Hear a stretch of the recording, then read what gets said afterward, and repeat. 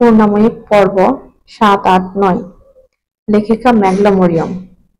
১ মাস পর শান্তশিষ্ট গ্রামের পরিবেশ। কিছুদিন আগে কি হয়েছে তা নিয়ে কারো কিছু মনে নেই। সবার জীবন নিয়ে ব্যস্ত, সময় পার করছে। গ্রামের প্রতিটি মানুষকে দেখলে মনে হয় তাদের মধ্যে কোনো ভয় নেই, শুধু আতঙ্ক থেকে বের হতে পারছে না পূর্ণা ও প্রিয়া। পূর্ণা সবসময় কৌতূহল এসব জানার, সত্যিটা খুঁজে বের করার। প্রিয়া ভয়ে ভয়ে স্কুলে যায়। প্রিয়া ভয়ে থাকে যদি সেও খুন হয়ে যায়। সন্ধ্যায় হারিকেনের আলোতে জানালার পাশে টেবিলের মধ্যে প্রিয়া ও পূর্ণা বই নিয়ে বসছে। চাঁদের আলো জানালা দিয়ে তাদেরকে আরো বেশি আলোকিত করছে। দুটো পরী যেন বসে আছে জ্যোৎস্না নিচে। অন্যদিকে ছাদে সাইদ ও আকাশ হাতে চায়ের কাপ নিয়ে দাঁড়িয়ে আছে। সাইদ চায়ের কাপে চুমুক দিয়ে আকাশের দিকে তাকিয়ে মৃদু হাসি দিয়ে নরম কণ্ঠস্বরে বলল, জ্যোৎস্না রাতটা কত সুন্দর, তাই না? ঠিক যেন আমার ভালোবাসার মতো। সাইদের দিকে তাকিয়ে আকাশ, তুমি কি পূর্ণার কথা বলছো? হ্যাঁ, এই জগতে ভালোবাসা বলতে এক নারী আছে যে আমার হৃদয়তে জায়গা করে নিয়েছে। পূর্ণাকে অনেক ভালোবাসো তুমি। তোমার কি মনে হয় পূর্ণা রাজি হবে? আমি তার জন্য ২ বছর অপেক্ষা করেছি। তার জন্য আমি আরো ২০০ বছর অপেক্ষা করতে পারবো। আকাশ মৃদু হেসে বলল, ভাই তুমি কি ২০০ বছর বাঁচবে? সায়েদ হেসে উত্তর দিল, তুমি কি মজা নিচ্ছ ভাই? হয়তো এখন পূর্ণা ও জ্যোৎস্না দেখছে আর আমাকে মনে করছে। আকাশ আবার বলল, ভাই তুমি কি মনোবিজ্ঞানী হয়েছো নাকি? ইস, যদি মনোবিজ্ঞানী হতে পারতাম তাহলে তার হৃদয়ে আমার জন্য ভালোবাসা আছে কিনা জানতে পারতাম। পূর্ণাকে খুব দেখতে ইচ্ছে করছে। কাল আমি চলে যাব গ্রামে। আকাশ হতভম্ব হয়ে বলল, ভাই তুমি কি পাগল হয়ে গেছো? পরশু তোমার পরীক্ষা। সাইদ বলল, ওকে না দেখে আমার এই উতলা মন শান্ত হবে না, ওকে না দেখে। পূর্ণা ও প্রিয়া হাত ধরে দুজন গুটি গুটি পায়ে স্কুলে যাচ্ছে। সে বকুল গাছটার দিকে। পূর্ণা এক পলক তাকিয়ে মনে মনে সাইদের চিঠিতে লেখা কথাটা তার মাথায় আসছে। এই বকুল গাছটা সাক্ষী, আমি তোমাকে সত্যি ভালোবাসি। বকুল গাছ থেকে কয়েক কদম এগিয়ে পিছন থেকে সাইদ বলে, আমার পূর্ণাবতী। পূর্ণা চোখ দুটো স্থির হয়ে গেছে, বুক থরথর করছে, হার্টবিট যেন বেড়ে চলছে, গলা ও ঠোঁটে শুকিয়ে আসছে। কারো কণ্ঠস্বর শুনে এমনই হয় নাকি? পূর্ণা ধীরে ধীরে পিছনে তাকালো। সাইদের চোখের দিকে এক পলক তাকিয়ে আবার মাটির দিকে তাকালো। সাইদ তার দিকে ২ কদম এগিয়ে, কেমন আছো পূর্ণা? পূর্ণা মাটির দিকে তাকিয়ে, ভালো। আকাশ পূর্ণার সামনে গিয়ে, পূর্ণা। সাইদ হাত থেকে আকাশকে আটকে, দূরে থাক, কাছে যেতে হবে না। আকাশ হেসে, ঠিক আছে ভাই। পূর্ণা আপা, সাইদের কিন্তু কালকে পরীক্ষা। তোমাকে দেখার জন্য সে উতলা হয়ে গেছে, তাই সারা রাত না ঘুমিয়ে ভোর হতে চলে আসছে। পূর্ণা অবাক হয়ে সাইদের দিকে এক পলক তাকিয়ে মাথা নত করে লাজুক স্বরে বলল, সে কি কথা? কাল আপনার পরীক্ষা, কেন চলে আসলেন? এতে আপনার ক্ষতি হচ্ছে। যদি পরীক্ষা দিতে না পারেন জীবন থেকে অনেক কিছু হারিয়ে যাবে। জীবন থেকে সবকিছু হারিয়ে যাক, পূর্ণবতী শুধুই আমার থাক। ৮ নম্বর পর্ব। সাইদ পূর্ণার দিকে তাকিয়ে আছে। পূর্ণা এক পলক তার দিকে তাকিয়ে মাথা নিচু করে বলল, আপনি এমন কথা বলবেন না সাইদ, এটা ঠিক না, আপনি চলে যান। সাইদ একটু সময় নিয়ে বলল, আমি এখানেই, তাই তোমার সমস্যা হচ্ছে পূর্ণা। বুঝতে পারছি তুমি অস্বস্তি বোধ করছো।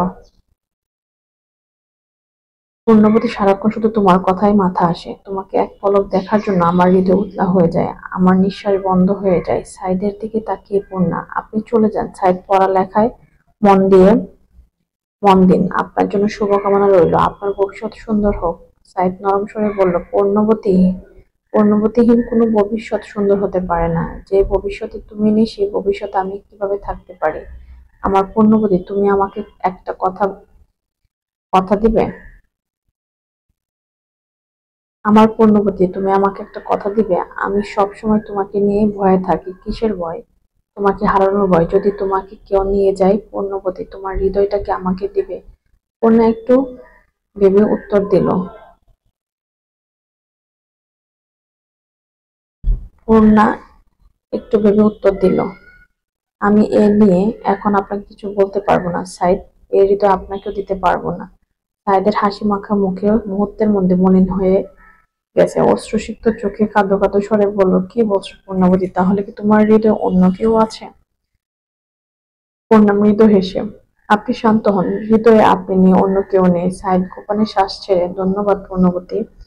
পূর্ণা আবার বলল, আপনি চলে যান সাইদ, ঠিক আছে, তবে আমি খুব শীঘ্রই পরীক্ষা শেষ করে আসবো। ততদিন তোমার হৃদয়টাকে তালাবদ্ধ করে রেখো, যেন অন্য কেউ প্রবেশ করতে না পারে। পূর্ণা মৃদু হেসে, আমি আসছি প্রিয়া, চলো। চল। প্রিয়া সাইদের সামনে এসে ফিসফিস করে বলল, দুলাভাই তুমি কিন্তু ভালো প্রেমিক, আপাকে দেখার জন্য কিভাবে চলে আসলে? সাইদ হালকা হাত দিয়ে প্রিয়ার মাথায় ধাক্কা দিয়ে বলল, তুমি অনেক পাকা শালিকা। প্রিয়া কিছু দূরে এগিয়ে সাইদকে হাত মেরে বিদায় জানালো, সাইদও বিদায় দিল। প্রিয়াও পূর্ণা হাসছে। পূর্ণা বলল, তুই কেন সাইদকে দুলাভাই বললি? প্রিয়া একটু ভয়ে ভয়ে সময় নিয়ে উত্তর দিল, আপা সাইদ ভাইকে অনেক ভালো লাগে, তোমাকে অনেক ভালোবাসে, দেখলে না তোমাকে দেখার জন্য কত দূর থেকে ছুটে আসছে। পূর্ণা হাঁটা থামিয়ে একটু করুণ সুরে বলল, প্রিয়া বোন, আমার মানুষকে সহজে বিশ্বাস করা যায় না। 2 দিনের দেখায় তাকে কি করে বিশ্বাস করবো সে আমাকে সত্যি ভালোবাসে?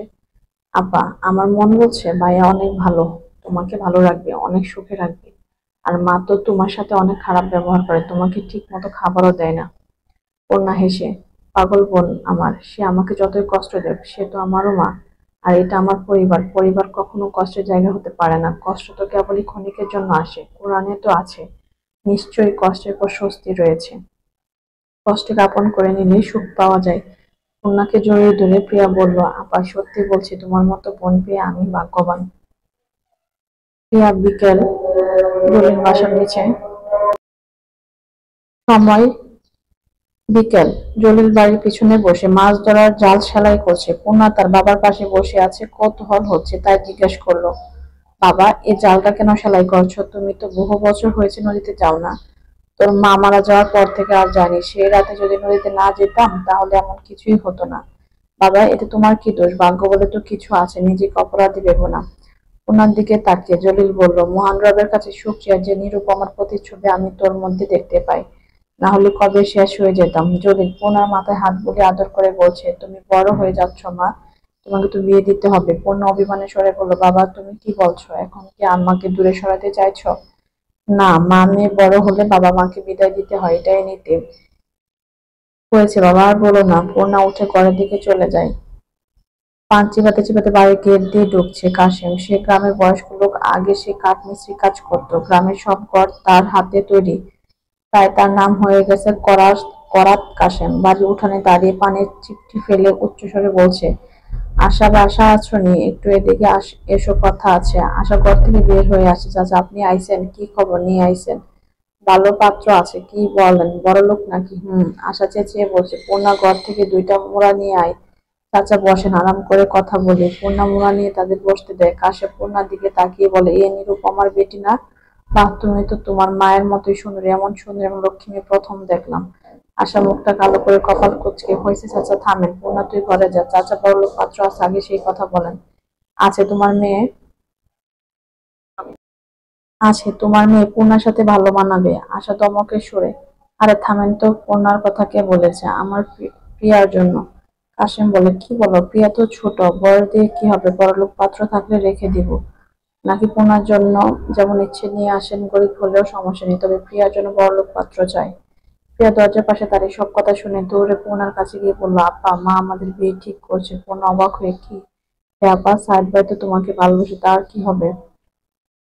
পর্বত নয়।